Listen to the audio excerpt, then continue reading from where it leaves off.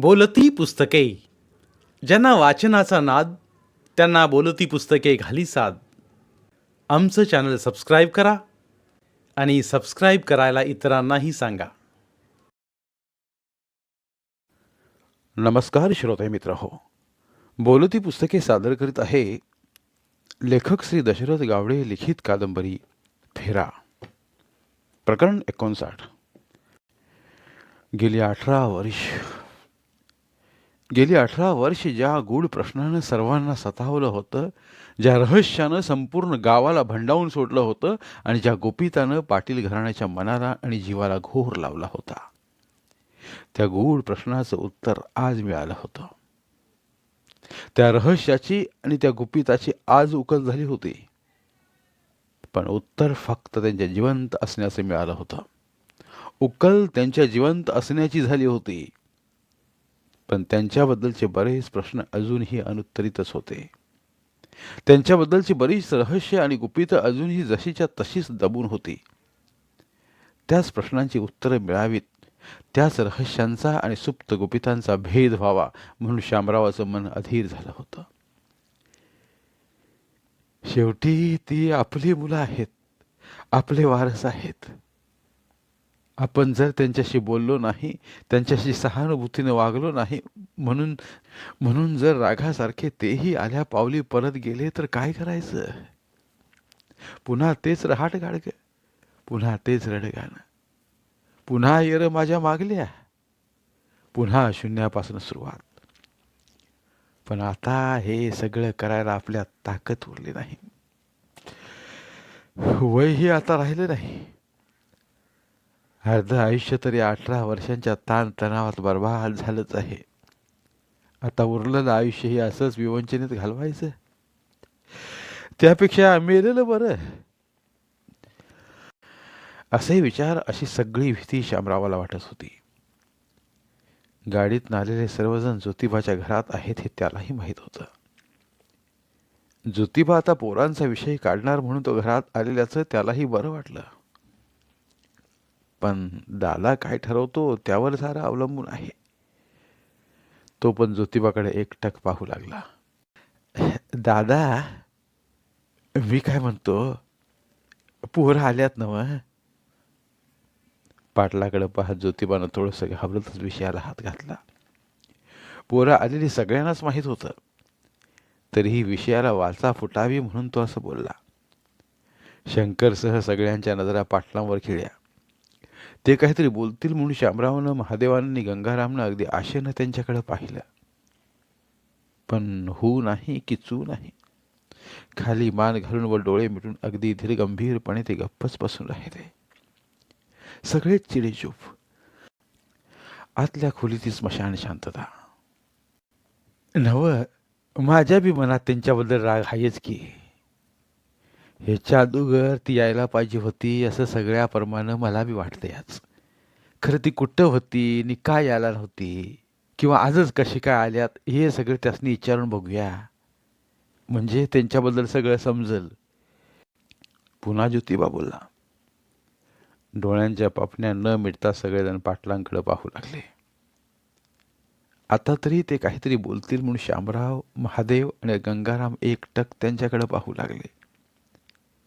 तरीही त्यांच्या तोंडून ब्र शब्द निघाला नाही. पुन्हा सगळे शांत, आतली खोलीही शांत. दादा, चूक झाली आहे त्यांच्याकडनं. त्या वेळेला ती बारकी होती, काय कळालं नसेल विचार्यासनी.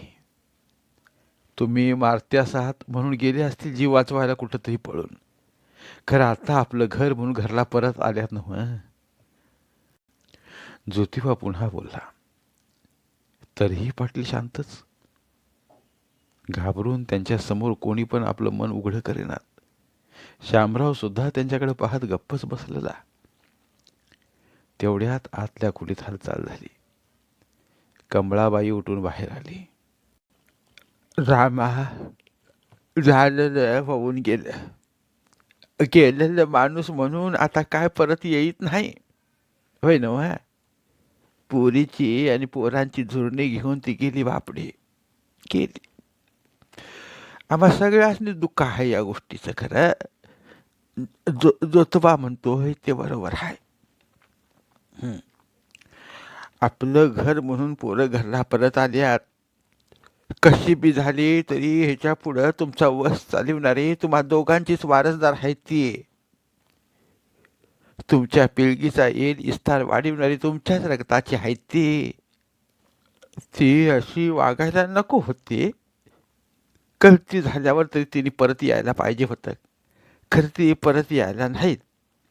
त्यांच्याकडनं लई मोठी चूक झाली. तरी बी तरी बी आज पतोर ती कुठं होती. घरला परत का यायला नव्हती. हे सगळं आम्हा सगळ्यांनी कळायला पाहिजेत बघ.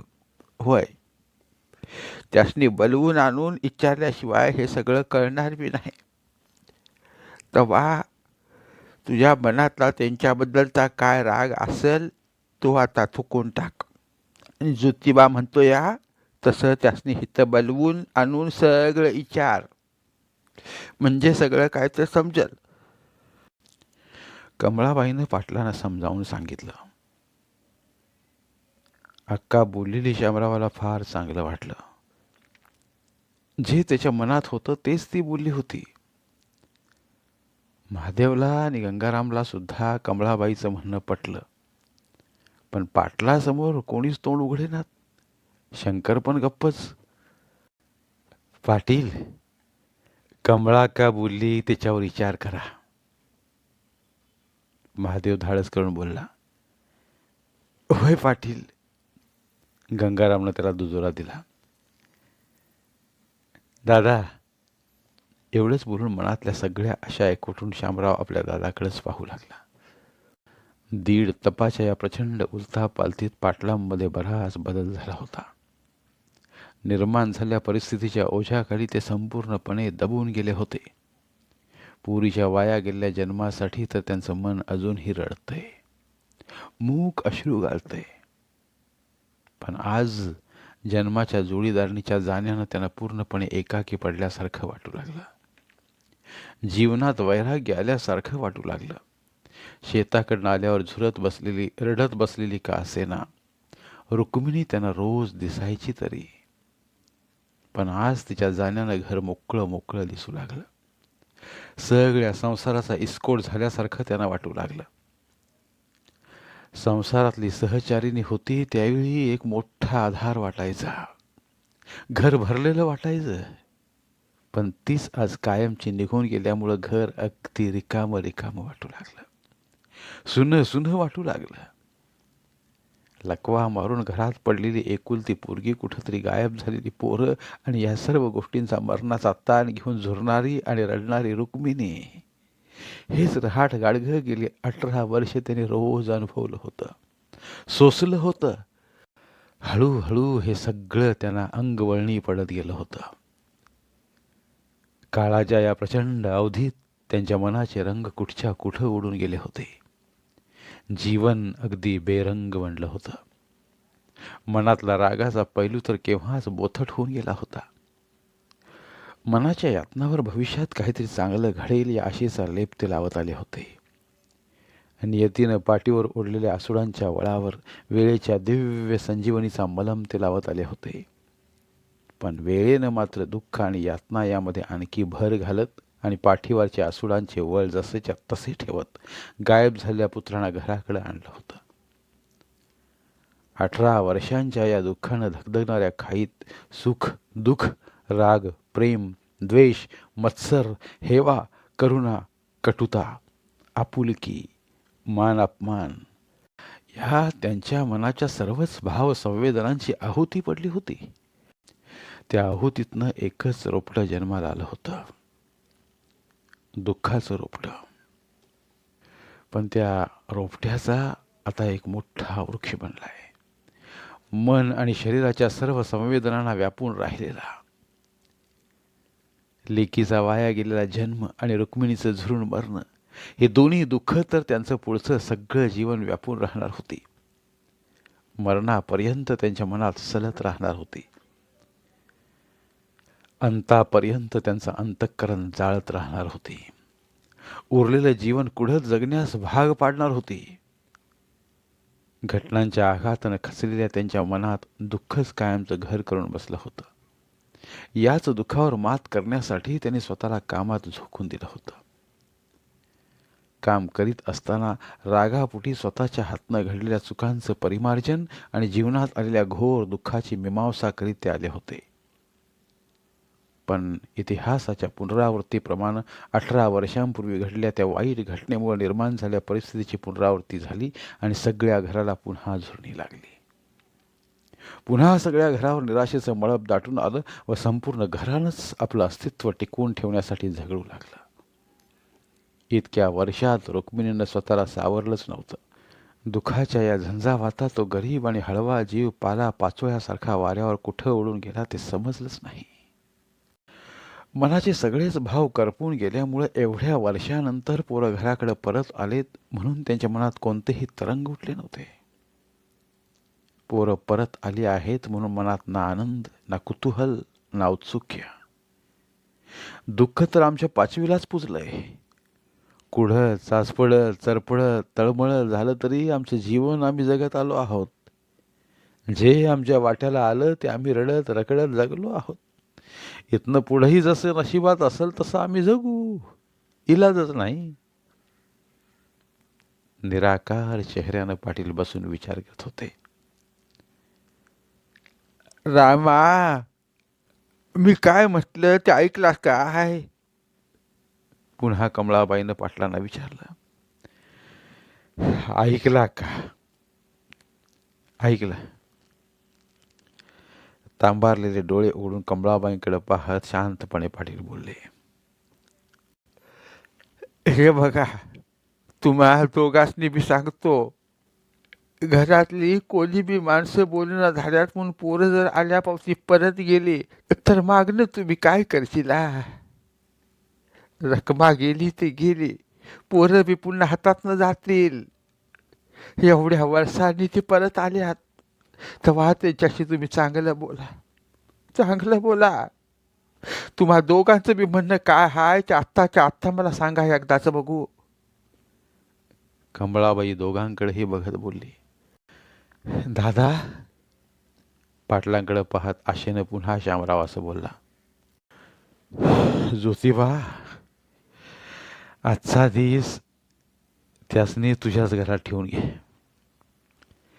रकमी गेल्यामुळं माझं मन थाऱ्यावर नाही आता.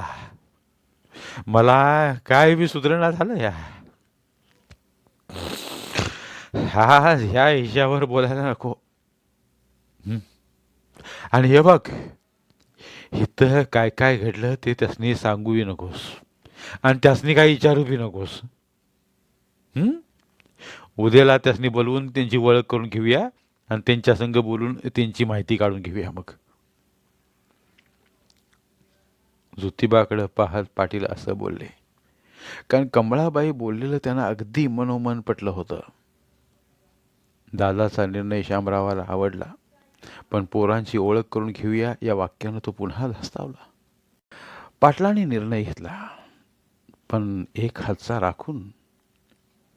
प्रचंड उत्पातात त्यांच्या मनाचे सगळे भाव जरी बदलले असले तरी लाडक्या लेकीच्या अख्ख्या जन्माचं दुःख, जीवाचा घोर, हुरहुर, तळमळ, त्रागा या सगळ्यामुळं मन शरीराची झालेली वाताहत, जीवनाचा झालेला चुराडा, घराण्याची झालेली महादुर्दशा आणि या सगळ्यावर चढलेला कळस म्हणजे आज सहचारिणीच्या झालेल्या मृत्यूचं जन्मभराचं दुःख, या सर्व गोष्टी तर पोरामुळेच घडल्या होत्या. या सर्व गोष्टींचा जाब त्यांना विचारायचाच असं मनात ठरवून त्याने असा निर्णय घेतला होता. पाटलांच्या मनात काय चाललं हे सद्यस्थिती तरी कोणालाच माहीत नव्हतं. ठीक आहे दादा, तसं मी त्यासनी सांगतो. ज्योतिबा असं बोलला व उठून गेला. आजचा हा प्रसंग घडला आहे आणि आजच घरात भांडणारा काळ नको असा त्यानेही विचार केला, कारण पाटलांचा स्वभाव त्याला माहीत होता. पण त्यांची ओळख करून घेऊया या त्यांच्या वाक्यामुळं तर तो संभ्रमातच पडला.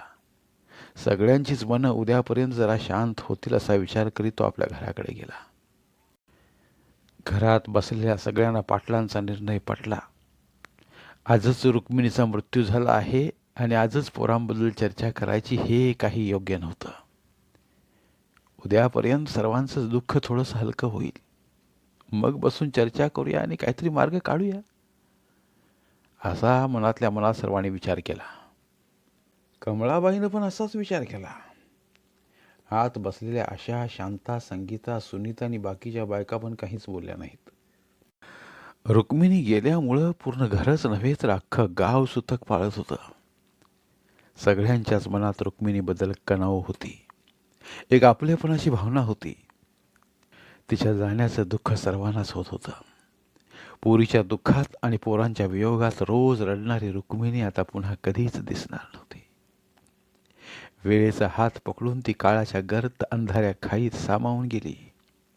काळ्या सर्पानं केलेला हळुवार विषप्रयोग गेली 18 वर्ष तिनं पचवला होता, पण शेवटी तोच जिंकला. मृत्यूच्या काळ्या शार डोहात तो स्वतः बरोबर तिला घेऊन गेला. पोरांना आलेलं पाहून रुक्मिणी जीवाला सुकून व समाधान मिळवून देऊन कायमची निघून गेली.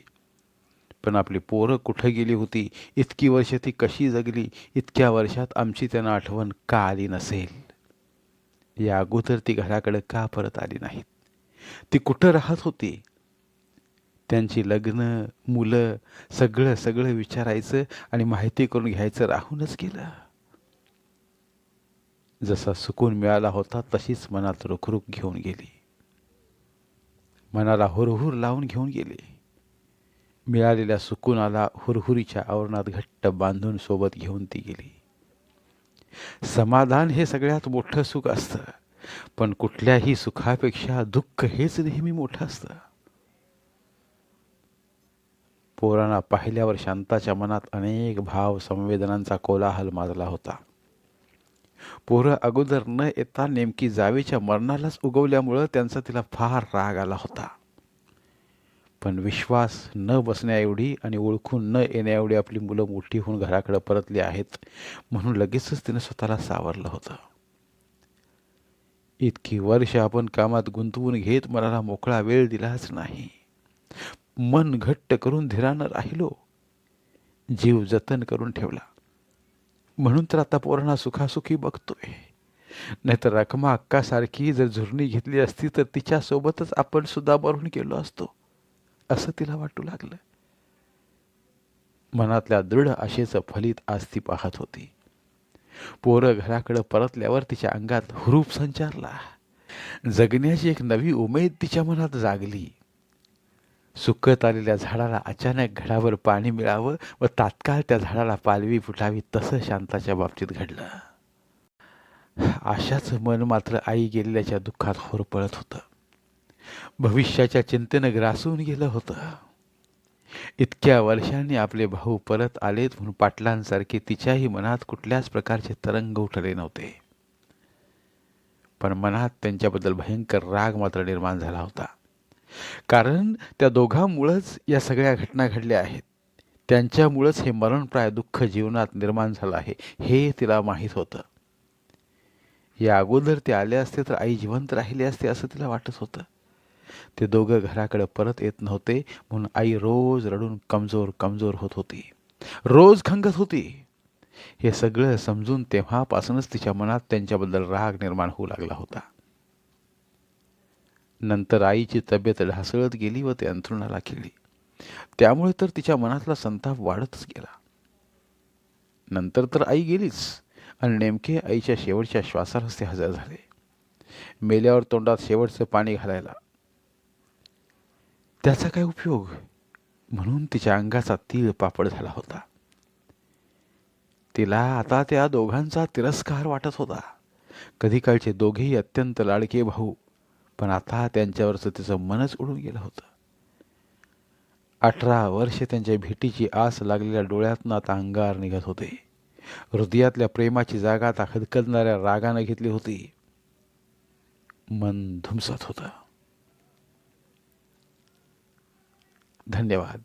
उर्वरित कादंबरी पुढील भागात.